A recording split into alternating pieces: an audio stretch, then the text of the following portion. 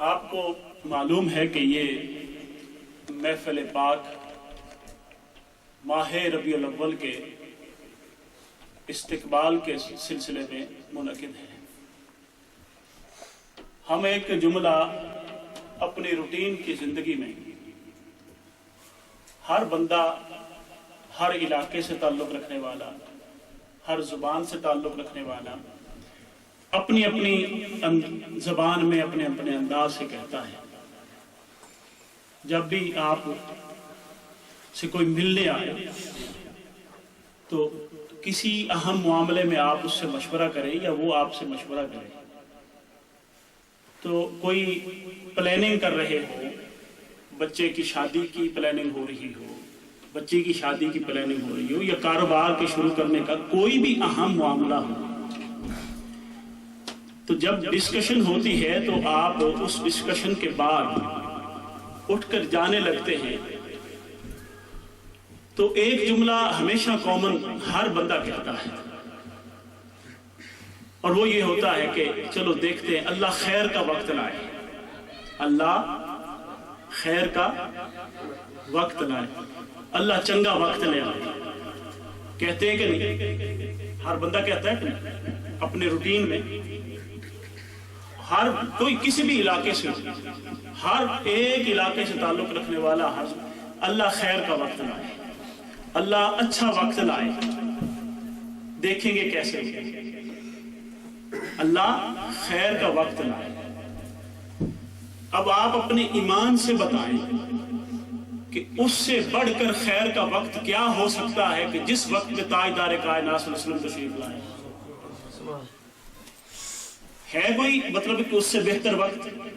آنکھیں بند کر کے ایک دفعہ اپنے ضمیر سے پوچھیں، اور ضمیر سب سے بڑا مفتی ہے بندے کا، اپنا ضمیر۔ کسی مسئلے پر آپ کو کنفیوژن ہو اور آپ ایک مرتبہ آنکھیں بند کر کے اپنے من میں ڈوب کر پوچھیں کہ یہ کام میں غلط کر رہا ہوں یا صحیح کر رہا ہوں، فوراً 2 + 2 = 4 کی طرح آپ کو مسئلے کا جواب مل جائے گا۔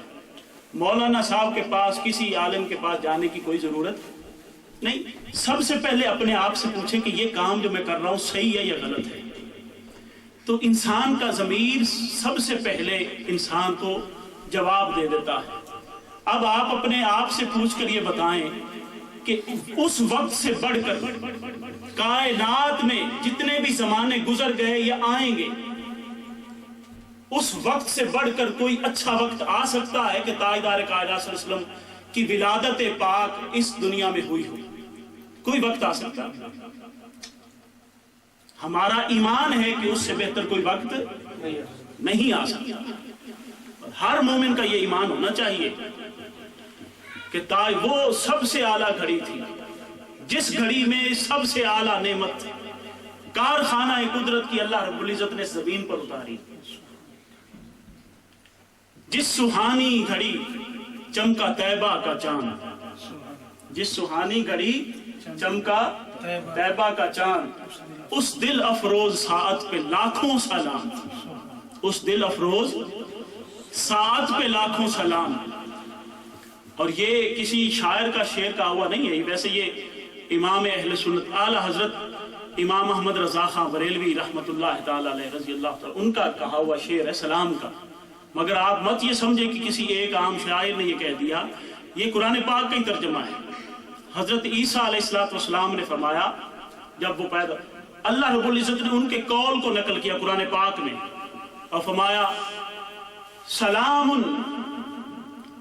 علیہ یوم ولدت، اس دن مجھ پر سلام ہو جس دن میری پیدائش ہوئی۔ قرآن پاک میں سورہ مریم میں کھول کے دیکھیں، سورہ آل عمران میں دیکھیں، جس دن میری پیدائش ہوئی اس دن پر سلام ہو، اس دن مجھ پر سلام ہو۔ اب اس سے یہ پتا چلا کہ سلام اور ولادت کا بڑا خاص تعلق ہے۔ جب انبیاء کی ولادت کے دن آتے ہیں تو کثرت سے درود و سلام کی محافل ہونی چاہیے، ان کا اہتمام ہونا چاہیے۔ حضرت یحییٰ علیہ السلام کے متعلق بھی آپ نے فرمایا جس دن میں پیدا ہوا اس دن مجھ پر سلام ہو، جس دن اس دنیا سے رخصت ہوا اس دن بھی سلام ہو، اور جس دن قیامت کے دن اٹھایا جاؤں گا حشر کے دن اس دن پر بھی سلام ہو۔ اس لیے کہ انبیاء آتے بھی عزت کے ساتھ ہیں، ان کا اس دنیا سے رخصت ہونا بھی عزت کے ساتھ ہوتا ہے، اور جب حشر ہوگا تو وہ بھی عزت کے ساتھ ہوگا۔ تو سلام بھیجا، تو یہ اس سہانی کس طرح جس سہانی گھڑی چمکا طیبہ کا چاند، اس دل افروز ساعت پہ لاکھوں سلام۔ تو بات میں کر رہا تھا کہ وہ خیر کا وقت اس سے بہتر کوئی نہیں ہو سکتا۔ تو سب سے اعلیٰ بہتر وقت جس کے تصدق سے دوستو ہمیں ایمان کی نعمت ملی ہے، جس کے تصدق سے ہمیں قرآن کی نعمت ملی ہے، جس کے تصدق سے ہمیں دنیا کی نعمتیں ملی ہیں، جن کے تصدق سے ہمیں آخرت کی نعمتیں ملی ہیں، اور جن کے تصدق سے ہمیں خدا کی پہچان ہوئی ہے، اور جن کے تصدق سے 1,24,000 پیغمبر رسولوں کو نبوت اور رسالت ملی ہے۔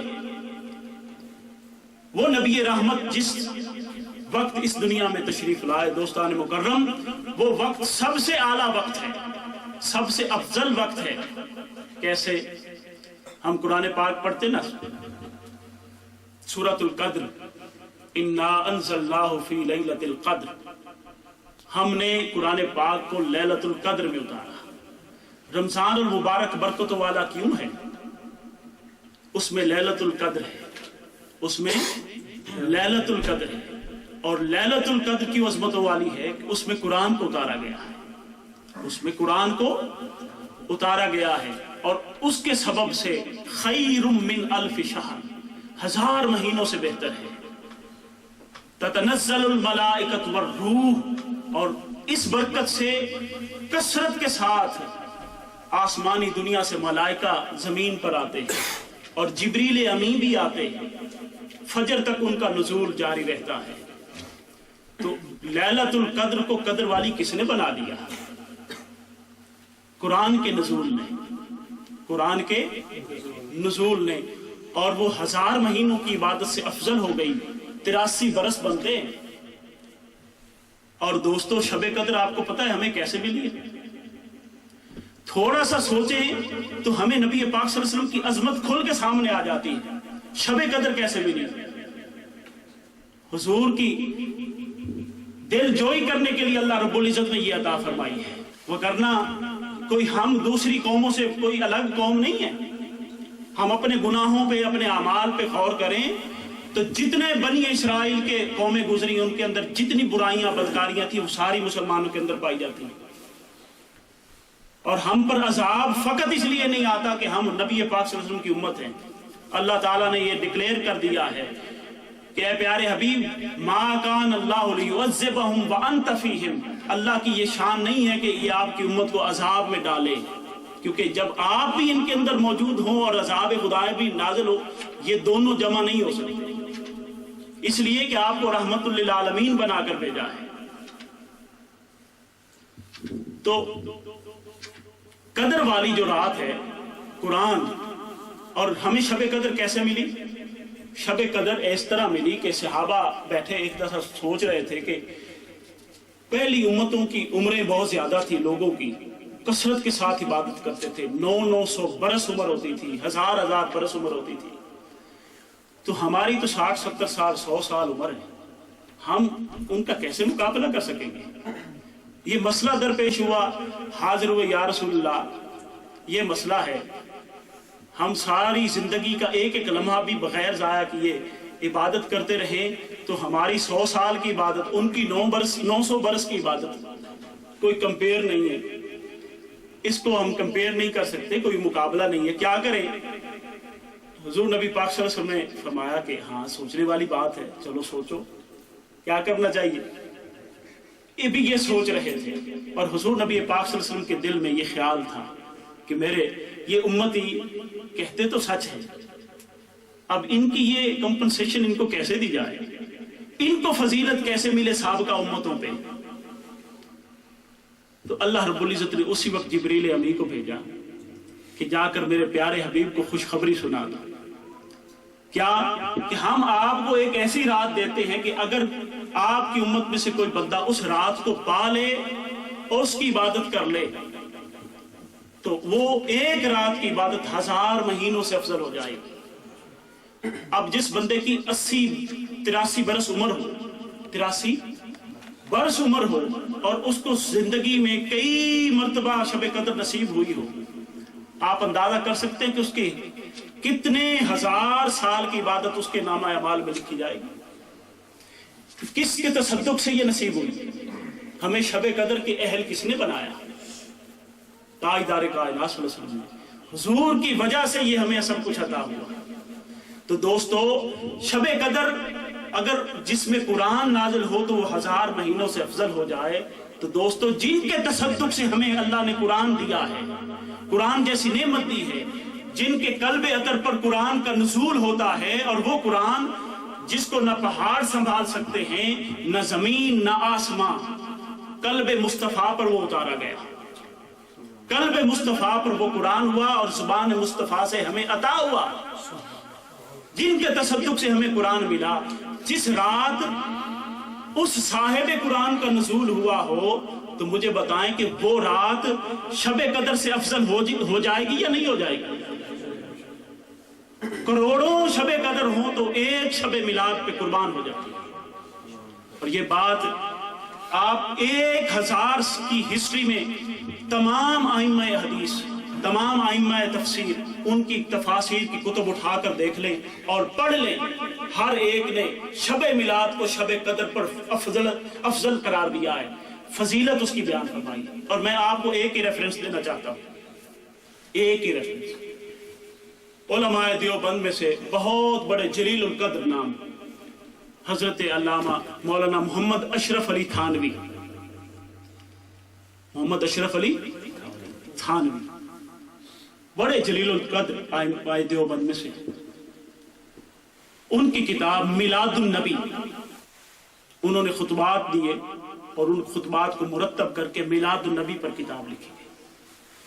اس کی بے شمار صفحات ہیں، میں اب اس تفصیل میں پڑھ کے نہیں سنا سکتا، مگر انہوں نے جا بجا لکھا۔ یہ جو آیت ہم پڑھتے ہیں، انا ارسلناک شاہدا ومبشرا ونذیرا وداعیا الی اللہ باذنہ وسراجا، اور قل بفضل اللہ سورہ یونس میں، قل بفضل اللہ وبرحمتہ فبذلک فلیفرحوا، اے پیارے حبیب فرما دیں یہ جو اللہ نے فضل کیا ہے ان پر اور رحمت کی ہے، اس فضل اور رحمت کے سبب ان کو چاہیے کہ یہ خوشیاں منایا کریں، جشن منایا کریں، اور خرچ کیا کریں جشن پر۔ خرچ کرنا جمع کرنے سے بہتر ہے۔ اس آیت کے تحت علامہ محمد اشرف علی تھانوی وہ فرماتے ہیں کہ جب اللہ نے فضل بھی قرار دیا، رحمت بھی قرار دی، اور اس سے مراد تاجدار کائنات صلی اللہ علیہ وسلم ہے، اور یہ منبع ہے اور سورس ہے سب سے بڑا دنیا کی اور آخرت کی نعمتوں کا، اور نعمت عظمیٰ ہیں، نعمت عظمیٰ ہے، اور جس وقت یہ نعمت عظمیٰ عطا ہوئی ہے، اس رات کو، اس شب کو شب میلاد کے طور پہ، جشن کے طور پہ منانا چاہیے، اور یہ اللہ کا شکر ادا ہوگا۔ علامہ محمد اشرف علی تھانوی رحمۃ اللہ تعالی، یہ بات سوچنے کی ہے، ہر ایک نے یہ لکھا، مگر اب ہم چونکہ نبی پاک صلی اللہ علیہ وسلم سے ہمارا تعلق دنیا کی وجہ سے کٹ گیا ہے، ہم دنیا میں اتنے مگن ہو گئے کہ ہم ان چیزوں سے دور ہوتے جا رہے ہیں۔ ہم قریب ہو کے میلاد النبی صلی اللہ علیہ وآلہ وسلم منانا، آج ہم مل کے بیٹھے ہیں حضور کے میلاد کے تصدق سے، ہم اپنے بچوں کو اس ذریعے سے تعلیم کا ذریعہ بنا سکتے ہیں۔ ابھی یہ درود پاک ہم پڑھ رہے ہیں، آپ یقین جانیے کہ ہم اپنے ادارے میں، کلاس روم میں جتنے میرے پاس بچے اسٹوڈنٹ پڑھنے آتے ہیں، یہ ماحول کا اثر ہوتا ہے، اسٹوڈنٹ پڑھنے آتے ہیں، ہم آخر میں 5 منٹ جو بھی کلاس ہوتی ہے 5 منٹ ڈیلی بچوں کو کھڑا کر کے یہ درود پڑھتے ہیں انتہائی تعظیم کے ساتھ۔ ہر بچہ جو 4 سال کا ہے، 5 سال کا ہے، 15 سال کا ہے، 16 سال، ہر بچے کی زبان پہ یہ درود پاک ہر وقت جاری رہتا ہے۔ گھر میں جا کر بھی اپنے گھر میں بھی وہی ورد جاری رکھتے ہیں، اور ان کے پیرنٹس کئی میرے پاس آئے کہ پلیز اس کی کوئی CDs DVDs ہیں تو ہمیں دیں، تاکہ ہم مزید اپنے گھر میں اس کو رواج دیں۔ ہمارے بچے پڑھتے ہیں پھر بھول جاتے ہیں، تو ہمیں آگے پوچھتے ہیں کہ آگے کیسے پڑھنا ہے، تو ہمیں پتہ نہیں ہوتا، تو ہم ان کو بتانے کے قابل ہو سکے۔ تو یہ لنک ہے، مطلب ہے کہ ہم اگر ڈیولپ کر لیں تو ایجوکیشن اس سے ہو سکتی ہے، نبی پاک صلی اللہ علیہ وسلم کی ذات کے ساتھ ہماری شناسائی، تعلق ڈیولپ ہو سکتا ہے۔ اور میلاد پاک کا مقصد دوستان مکرم محبت رسول پیدا کرنا ہے، محبت رسول پیدا کرنا ہے۔ اور میلاد آپ کو پتہ کس لیے ہوا؟ حضور میلاد کا مطلب ہے ولادت، حضور کی ولادت ہوئی امت کو اسوہ حسنہ دینے کے لیے، سیرت مصطفیٰ دینے کے لیے۔ حضور کا خلق سیرت دینے کے لیے میلاد ہوا۔ ہمیں جتنی بھی دین، شریعت مطہرہ اور حضور کی سیرت سب کچھ حضور کی ولادت کے صدقے سے ملا نا۔ حضور کی ولادت ہی نہ ہوتی تو سیرت نہ ہوتی، حضور کا اسوہ حسنہ نہ ہوتا۔ اور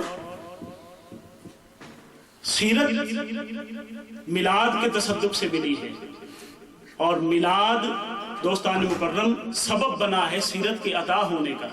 تو لہٰذا یہ دونوں لازم ملزوم ہیں، کسی ایک کو بھی جدا نہیں کیا جا سکتا۔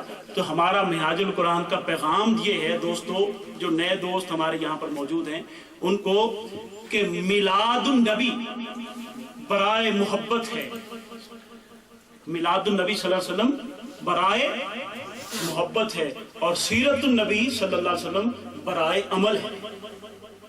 میلاد النبی برائے محبت ہے اور سیرت النبی برائے عمل ہے۔ ان دونوں کو چھوڑے بغیر گزارا، مطلب ہے کہ اگر آپ ایک چیز کو چھوڑ دیں اور ایک کو پکڑ لیں تو بندہ گمراہ ہو جاتا ہے۔ کسی ایک کا، اپنے بیٹے کی آپ سالگرہ مناتے کس وجہ سے؟ محبت ہے نا، محبت کی وجہ سے یہ سارے مظاہر، اس کی ڈیٹ آف برتھ بھی یاد رہتی ہے، سارا کچھ یاد رہتا ہے، ہم مناتے بھی ہیں۔ اور یہ شرعی طور پہ کوئی کبھی عمل نہیں ہے، ہم بس ایسے، ہم نے دین کو بڑی تنگ نظری سے دیکھا ہے۔ دین خوشیاں بانٹنے کے لیے آیا ہے، خوشیاں دینے کے لیے آیا ہے، لوگوں پہ چہروں پہ مسکراہٹیں دینے کے لیے آیا ہے، تنگیوں کو دور کرنے کے لیے آیا ہے۔ میلاد النبی صلی اللہ علیہ وسلم کا یہ مہینہ آئے گا، آپ 2-4 دنوں کے بعد شروع ہو رہا ہے۔ دوستو ہمارے ایمان کھل جانے چاہیے، ہمارے چہروں پہ بہار آنی چاہیے، ہمارے گھروں میں بہار ہونی چاہیے، اور درود و سلام کے گجرے ہونے چاہیے۔ ہمیں کثرت کے ساتھ خیرات کرنی چاہیے، کثرت کے ساتھ اللہ کے حضور سجدہ شکر ادا کرنا چاہیے، درود و سلام کی محافل کا انعقاد کرنا چاہیے۔ یہ چیزیں میلاد النبی ہم سے ڈیمانڈ کرتا ہے کہ یہ چیزیں ہوں۔ نہیں ہے تو پتہ یہ ہے کہ ہمارا نبی کے ساتھ کوئی تعلق نہیں ہے۔ پورا مہینہ گزر جائے اور میلاد النبی صلی اللہ علیہ وسلم کا ہماری مساجد میں، ہمارے دروس میں، ہمارے سینٹرز میں، ہماری تبلیغ میں، ہمارے دروس قرآن میں، درس حدیث میں، کلاسز میں ایک مرتبہ بھی پورا مہینہ حضور نبی پاک صلی اللہ علیہ وسلم کی ولادت کا ذکر بھی نہ آئے، اس سے بڑھ کے ظلم کیا ہو سکتا ہے؟ ہم اپنے نبی سے اتنے لابلد ہو گئے، اتنے دور ہو گئے کہ ہمارا نبی کی ذات کے ساتھ کوئی تعلق نہیں۔ دوستو اگر ذات کے ساتھ کوئی تعلق نہیں تو روحی عبادت کو کیا کرنا ہے؟ اللہ رب العزت نے اس کی عبادت کرنے کے لیے اس کے فرشتے بہت ہیں۔ حضور نے فرمایا لا یؤمن احدکم حتی اکون احب الیہ من والدہ وولدہ والناس اجمعین، تم میں سے کوئی بندہ ایماندار نہیں ہو سکتا، کامل ایمان والا، جب تک اپنی ذات سے بڑھ کے، اپنی اولاد سے بڑھ کے، اپنے والدین سے، پوری انسانیت سے بڑھ کے مجھ سے محبت نہیں کرتا۔ تو میلاد النبی دوستو اس بات کا تقاضا کرتا ہے کہ ہم اس ڈگر پہ چلیں اور حضور کی محبت کو اپنے دل میں پیدا کریں اور ان چیزوں کو رواج دیں۔ اور اس سے کوئی شرعی قباحت نہیں ہے۔ شریعت، میں آپ کو یہ کتاب دکھا رہا ہوں، یہ میلاد النبی صلی اللہ علیہ وسلم پر ہے، یہ تقریباً 1400 صفحات کی کتاب ہے۔ یہ حضور شیخ الاسلام ڈاکٹر طاہر القادری مدظ اللہ العالی کی لکھی ہوئی کتاب ہے۔ اس میں سینکڑوں قرآنی آیات ہیں، سینکڑوں احادیث ہیں، اصحابہ کے اقوال ہیں، اور پچھلی 1200 سال کی ہسٹری کے جتنے ائمہ، مفسرین، ائمہ حدیث، بڑے بڑے جلیل القدر جن جو اسلام کے روشن مینار ہیں، ان کے سب کے اقوال اس میں درج ہیں۔ اور میلاد النبی پر تاریخ میں کبھی کوئی اختلاف نہیں رہا، تاریخ اسلام میں کبھی کوئی اختلاف نہیں رہا۔ یہ بس ہماری بدقسمتی ہے کہ اس صدی میں، موجودہ صدی میں میلاد النبی کو وجہ نزاع بنا دیا۔ حالانکہ یہ حضور سے محبت پیدا کرنے کا ایک بہت بڑا ذریعہ تھا۔ مکہ مدینہ میں آج تک اہل مدینہ، اہل مکہ، بڑے بڑے جو گھرانے ہیں وہ آج تک مولود النبی، میلاد النبی کے نام سے محافل ہوتی ہیں۔ ایک پچھلی صدی میں، آج سے 70-80 سال پہلے، سرکاری سطح پر سعودی عرب میں میلاد النبی صلی اللہ علیہ وسلم کا جلوس نکالا جاتا تھا۔ سارے قبیلوں کے سردار، قریش، سارے جتنے بھی ہوتے تھے وہ خانہ کعبہ میں جمع ہوتے ہیں۔ خانہ کعبہ سے اکٹھے ہو کر وہ سوق اللیل، جس میں نبی پاک صلی اللہ علیہ وسلم کا گھر تھا، سیدہ آمنہ رضی اللہ تعالیٰ عنہ کا گھر تھا، حضرت عبداللہ کا گھر تھا، سوق اللیل، جہاں پر آج کل لائبریری بنی ہوئی ہے، وہاں سے خانہ کعبہ سے جمع ہو کر وہاں پر جاتے اور مشل بردار جلوس نکلتا سوق اللیل میں۔ وہ جلوس کے بعد آ کر پھر خانہ کعبہ میں جمع ہوتے، وہاں پر ضیافت ہوتی، جلیبیاں بنا کر بانٹی جاتی۔ مدینہ پاک میں بھی ایسے ہوتے، اور تاریخ اسلام میں صلاح الدین ایوبی کے بہنوئی سلطان سعید المظفر، وہ بڑی کروڑ روپے، لاکھوں دینار وہ اپنی ضیافت میلاد پر خرچ کرتے، غرباء میں تقسیم کرتے، محفل ہوتی، محفل نعت، حضور نبی پاک صلی اللہ علیہ وسلم کی سیرت و فضائل بیان کی۔ یہ آج ہمارا یہ مسئلہ بن گیا کہ ہم نے اس کو وجہ نظام بنا دیا۔ دوستو، جب حضور نبی پاک صلی اللہ علیہ وسلم کی ذات اقدس کے ساتھ کوئی ریلیٹڈ چیز، اس کے اندر کنٹراڈکشن پیدا کر دی جائے کسی بھی موضوع پر، تو اس کے ساتھ قلبی تعلق ختم ہو جاتا ہے۔ کسی کو متنازع کر دیا جائے نا، اس کے ساتھ قلبی اٹیچمنٹ، ادب کا تعلق ختم ہو جاتا ہے۔ یہ کفر کی سازش ہے، یہ سامراج کی سازش ہے کہ مسلمانوں کا قلبی تعلق نبی پاک صلی اللہ علیہ وسلم کے ساتھ توڑنے کے لیے اس نے یہ مسلمانوں کے اندر افتراق پیدا کیا، اور حضور نبی پاک صلی اللہ علیہ وسلم کی شان کے جو موضوعات تھے ان کے اندر مسلمانوں کے اندر تفریق کر دی۔ آج ہر مسلمان کبھی کوئی میلاد النبی منا رہا ہے، کوئی نہیں منا رہا۔ حضور نبی پاک صلی اللہ علیہ وسلم کو کوئی کہتے ہیں بشر ہے، کوئی کہتے ہیں نور ہے۔ یہ ساری حضور کی شانیں ہیں، ساری حضور کی شانیں ہیں، اور اس سے نہ کوئی شرک ہوتا ہے، نہ کوئی بدعت ہے، نہ کوئی بدعت ہے۔ اور یہ کہنا کہ یہ بدعت بھئی یہ حضور نبی پاک صلی اللہ علیہ وسلم کے دور میں نہیں ہوئی تو بعد میں مطلب ہے کہ ہم نے یہ شروع کر لی، نہیں، ایسی بات بھی نہیں۔ دوستو، یہ کانسیپٹ یہ بہت غلط ہے کہ ہم یہ سمجھیں کہ جو کام حضور اور صحابہ کے دور میں نہیں ہوا اور آج ہر وہ کام ہم کر لیں تو وہ ساری بدعت ہو جائے گا۔ یہ کانسیپٹ ہی بنیادی طور پر غلط ہے، یہ بدعت کی ڈیفینیشن ہی غلط ہے۔ سب سے پہلے تو یہ کہنے والے ہم، مطلب کہ ہم کہیں گے یہ بدعت ہے، ہم بھی تو حضور کے دور میں نہیں تھے نا، تو سب سے بڑی بدعت ہم ہوئے۔ بے شمار یہ کیمرے، آج آپ کے یہ پکے گھر، پکی مساجد، بڑی عالیشان مساجد، یہ حضور کے دور میں ایسی تھی؟ یہ بدعتیں ہوئی نا۔ کاروں پر سواری، جہازوں پر سفر، یہ سب کچھ کیا ہے؟ یہ پینٹ شرٹ، کوٹ ٹائی، ہر چیز کیا ہے؟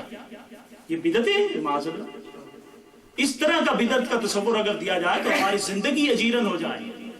قرآن پاک ہم پڑھتے ہیں، قرآن پاک پر اعراب لگے ہوئے ہیں نا۔ ہم پاکستانی اجمی لوگ جو ہیں غیر عرب، وہ اعراب کے بغیر قرآن پاک نہیں پڑھ سکتے۔ کیا یہ حضور کے دور میں ہوا؟ صحابہ کے دور میں ہوا؟ نہیں ہوا۔ یہ بعد میں حجاج بن یوسف نے کیا، یہ بدعت ہوئی، مگر یہ بدعت حسنہ ہے۔ اور یہ اس طرح کی بدعتیں نبی حضور سیدنا عمر فاروق کے دور میں ہوتی تھی۔ صحابی اپنے دور پہ کوئی کام شروع کرتا اور وہ اس سے دوسروں کو نفع ہو رہا ہوتا تو وہ کہتے ہیں کہ نعم البدعۃ ہذہ، نعمت البدعۃ ہذہ۔ حضرت علی المرتضیٰ رضی اللہ تعالیٰ عنہ نے مسجد نبوی شریف میں ایک چراغ جلا دیا، اندھیرا ہوتا تھا رات کو، انہوں نے ایک چراغ لیا